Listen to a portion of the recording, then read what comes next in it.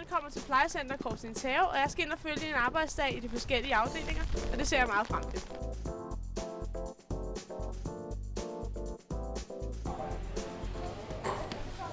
Hej. Og velkommen til Korsnings Have. Ved du hvad, I skal starte i køkkenet i dag, så jeg vil lige følge dig her. Ja, det er ordentligt. Skal vi tage på? Okay. Hvorfor er det, man skal have det der på? Jamen, det er jo fordi, at vi skal være helt klart rene op i køkkenet.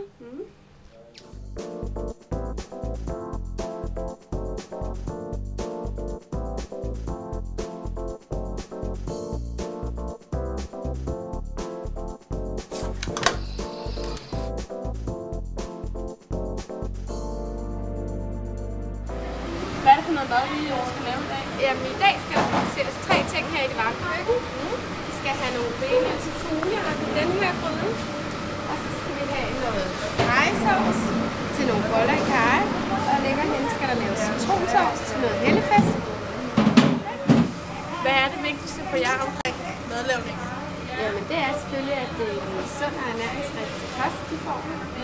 Hvor er det, så vi står henne nu? Lige nu der er vi i et område, der hedder Diæten, og det er derfor, vi alle sammen er ernæringsassistenter. Hvad har I nogen sådan temaer omkring madlavningen? Nej, det har vi ikke. Altså, det er jo ældre mennesker, vi laver mad til, og vi laver mad til borgere ud af huset, og så laver vi mad til dem i huset. Og de får faktisk nogle menuer, hvor de kan vælge imellem, hvad de faktisk selv ønsker, og vi prøver at få nogle nye retter ind imellem. Men det er måske lidt for tidligt til den moderne mad. Hvordan er arbejdstiden, når man arbejder i sådan en køkken? Arbejdstiden er, at vi møder fra 7 til 3, fra mandag til fredag, og så er det fri hver weekend.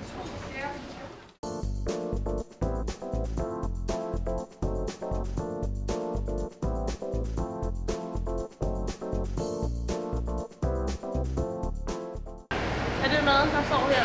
De får sådan en kasse her, og de får 2 gange om ugen med 3-4 portioner i, hvor de selv har valgt, Hvad det skal være? Ja. Hakkebøf, kalvesteg og en sidste stegt Victoria-fest. Jamen, vi prøver på at gøre, at vi skal være meget anerkendende over for hinanden, og vi holder vores møder, hvor alle kan give sin mening til ret, hvis der er noget, man er utilfreds med. Ja. Hvordan sådan man taler I sammen? Er det meget sådan, altså det kan gøre det? Altså. Ej, vi samarbejder selvfølgelig og planlægger dagen. Ja, nu er jeg så lige kommet over fra køkkenet, og nu står jeg her i en lejlighed i de beskyttede boliger sammen med servicemedarbejder Henrik. Og Henrik, hvordan fungerer sådan en arbejdsdag? Jo, altså, som servicemedarbejder? vi står jo for infrastruktur, uddeling af toiletpapir, køkkenruller, etc. Og ved fraflytninger gør vi dem så klar til hovedrengøring, håndværkere og så videre. Nu går jeg ind i en beskyttet bolig for at hjælpe en plejer, som hører på. Hvor var det, I var henne? Hvor var vi henne? Vi var på Gladsaxe Teater, jo. Det er snart jul. Nu har vi arrangeret nogle juleture, hvor vi skal ud og kigge på lysen, når det er tændt i byen. Ja. Er det fast hver jul? Ja, det er det faktisk. Okay. Og det bedste er at køre om aftenen jo, når man kan se, at lyset er tændt alle steder. Og nu sidder jeg her i dagligstuen sammen med Christine. Og Christine, hej.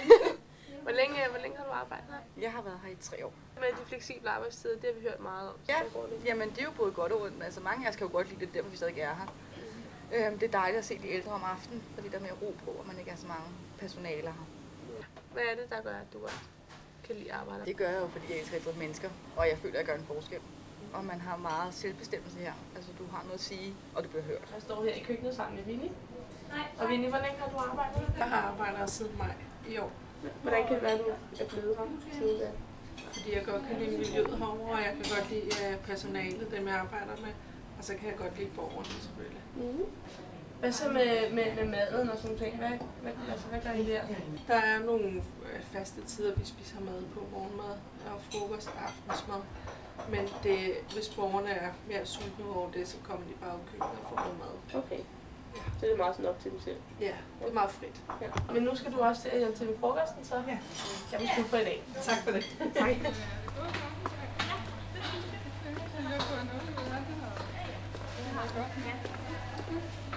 Ja, men ved du hvad? Farvel og tusind tak for i dag. Jeg håber, I har haft en god dag.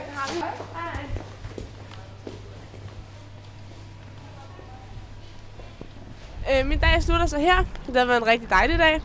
Og alle mine fordomme omkring cigarlugtende plejehjem er i hvert fald forsvundet, efter jeg har været her.